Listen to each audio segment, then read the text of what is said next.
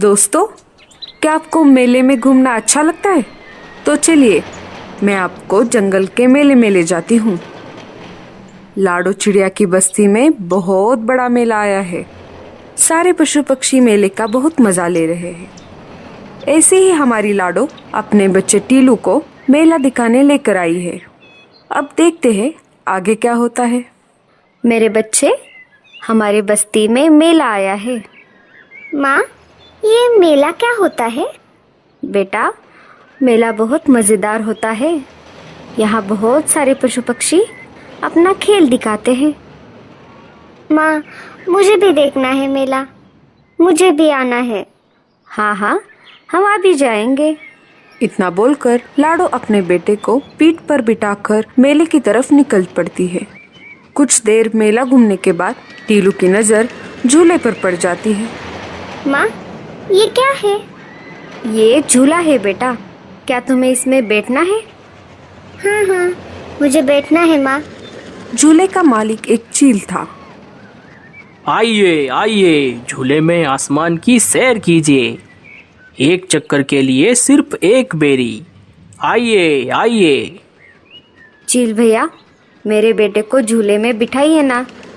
हाँ हाँ, क्यों नहीं, लाओ एक बेरी। मेरे पास तो बेरी नहीं है, और बेरी का पेड़ तो ऊंचे बर्फीले पहाड़ों पर है। मैं उतना ऊपर तो नहीं उड़ सकती। चील भैया प्लीज बैठने दीजिए ना मेरे बेटे को। नहीं नहीं, अगर बेरी नहीं तो जाओ यहाँ से। चील की बात सुनकर टीलू रोने लगता है। माँ, मुझे झूले पे बैठना है माँ, प्लीज माँ। लाडो निराश हो जाती है। तभी वहां पर पारो चिड़िया अपने बच्चे को लेकर आ जाती है। ओ चिल भैया, मेरे बेटे को झूले पे बिठाओ। हाँ हाँ, क्यों नहीं, लाओ एक बेरी। ये लो। पारो के पास से एक बेरी लेकर चील पारो के बेटे को झूले में बिठा देता है।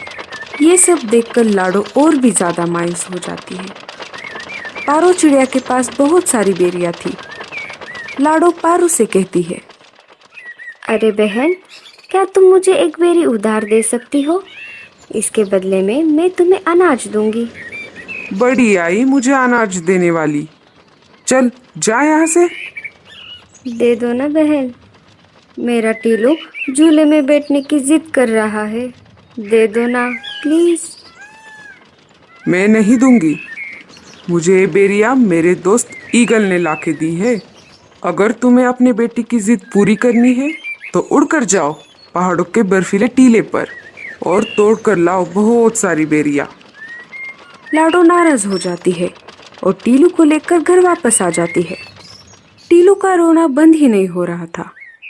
माँ, मुझे झूले में बैठना है। तुम जाओ ना, बेरी लेकर आओ ना माँ। टीलू, बेरी का पेड़ बहुत ऊपर है। मैं वहाँ तक नहीं उड़ सकती बेटा। मुझे माफ कर दो। इसके बदले तुम जो चाहो मैं तुम्हें दूंगी। टीलू लाडो की एक नहीं सुनता और ज्यादा रोने लगता है। रोते रोते टीलू वहीं पर सो जाता है। अब मैं क्या करूं? कैसे लाऊं बेरिया?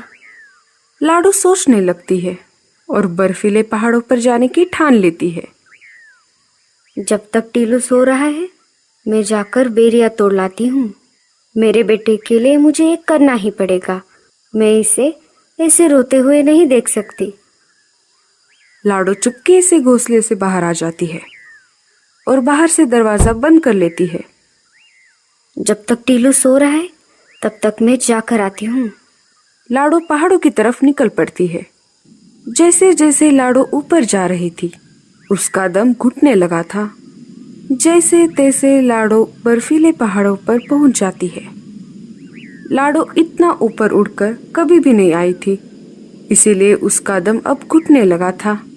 लाडो की सांसें अब फूलने लगी और लाडो वहीं पर बेहोश होकर नीचे गिर गई। कालू कौवा लाडो से मिलने लाडो के घोंसले के पास आ जाता है और घर का दरवाजा बाहर से बंद देखता है। अरे, ये दरवाजा तो बाहर से बंद दिख रहा है। कालू वापस मुड़ने ही वाला था तभी उसे टीलू के रोने की आवाज आ गई। माँ, माँ तुम कहाँ हो? माँ, माँ तुम कहाँ चली गई? माँ। अरे, ये तो टीलू की आवाज लग रही है। मुझे अंदर चलकर देखना होगा। कालू दरवाजा खोलकर अंदर चला जाता है। देखता है तो लाडो अंदर नहीं होती। वो अनाज लेने मेरे साथ आने वाली थी। शाम हो गई, अभी तक नहीं आई, इसलिए मैं चला आया। कालू मामा, पता नहीं माँ कहाँ चली गई। हमारे जंगल में मेला आया है ना, आज माँ मुझे वहाँ पर लेकर गई थी, लेकिन मैंने वहाँ पर झूले में बैठने की जिद की, लेकिन झूले का मालिक एक चक्कर के बदले एक बेरी मांग रहा था। माँ के पास तो बेरी नहीं थी। फिर मैं बहुत रोने लगा। माँ मुझे घर लेकर आई और मैं रोते रोते वहीं पर सो गया। मुझे लगता है माँ मुझसे नाराज हो गई। कालू मामा, मेरी माँ को ढूंढ के लेकर आइए ना। मुझे माँ की बहुत याद आ रही है। माँ, माँ कहाँ हो माँ? अरे अरे टीलू, तुम रो मत, तुम चिंता मत करो। मैं अभी जाकर देखता हूँ तुम्हारी माँ कहाँ गई है। कालू कौवा घोंसले से उड़ जाता है और आसपास के पक्षियों से पूछताछ करने लगता है, और वो एक एक करके सारे घर में पूछ रहा था, पर किसी ने भी लाडो को नहीं देखा था। कालू अब बहुत चिंतित हो गया। उसे समझ नहीं आ रहा था कि वो लाडो को कहाँ पर ढूंढे।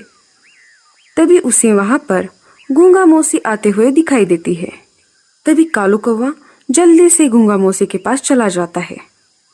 अरे कालू, तुम इतनी जल्दी में कहाँ पर जा रहे हो? गूंगा मौसी, क्या आपने लाडो को कहीं पर देखा है?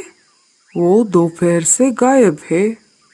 हाँ, मैंने लाडो को बर्फीले पहाड़ों की तरफ जाते हुए देखा था। शायद लाडो बर्फीले पहाड़ों पर गई होगी। वो बहुत जिद्दी है। वो अपने बच्चे की जिद पूरी करने के लिए कुछ भी कर सकती है। शायद लाडो मुसीबत में होगी। मुझे जल्दी से वहां पर जाना होगा।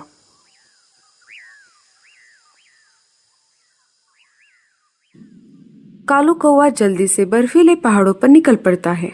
जैसे ही कालू कौवा बर्फीले पहाड़ पर पहुंच जाता है, वो लाडो को आवाज लगाता है, लेकिन लाडो उसे कहीं पर नहीं दिखाई देती। लाडो, लाडो, लाडो। अचानक कालू कौवे को लाडो जमीन पर पड़ी दिखाई देती है। कालू कौवा जल्दी से लाडो के पास चला जाता है। अरे लाडो, उठ जाओ। लाडो, अरे लाडो, अरे बाप रे, ये क्या हो गया?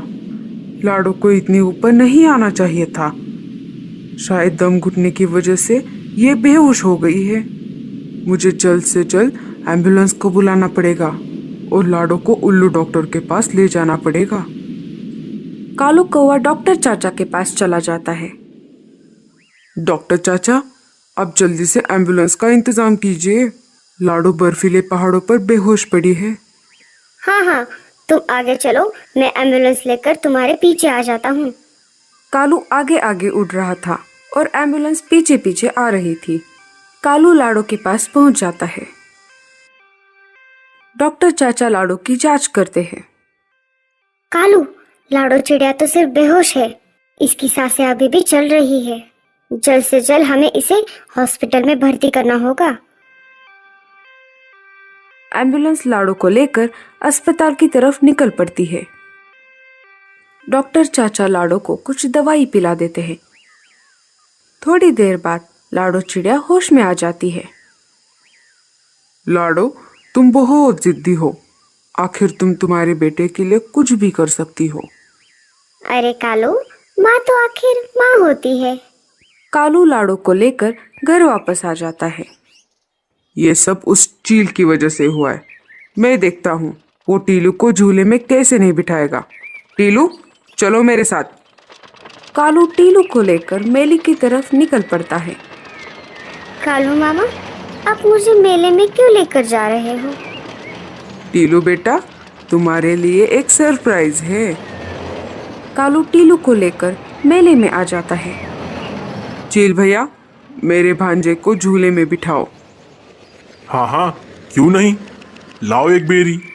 चील कालू से बेरी लेता है और टीलू को झूले में बिठाता है। तब तक लाडो वहाँ पर आ जाती है। टीलू को झूले में बैठता हुआ देखकर लाडो बहुत ज्यादा खुश हो जाती है। लाडो कालू के पास चली जाती है। कालू भैया, ये कैसे हो गया? अरे लाडो, ये कितना आसान था। जब मैंने तुम्हें एम्बुलेंस में बिठाया, वापस आते समय मैंने 4-5 बेरियां तोड़ ली। मुझे तुम्हारे चेहरे पे खुशी देखनी थी। कालू भैया, आपका बहुत ज़्यादा शुक्रिया। आपने मेरे टीलू बेटे के लिए इतना कुछ किया और मेरी जान भी बचाई।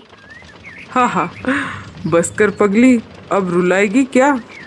हमें इस कहानी से ये सीख मिलती है कि माँ अपने बच्चों के लिए कुछ भी कर सकती है, तो इसलिए हमें अपनी माँ का ख्याल रखना चाहिए। और माँ तो आखिर माँ ही होती है। और आप अपनी माँ से कितना प्यार करते हैं, हमें कमेंट्स में ज़रूर बताना।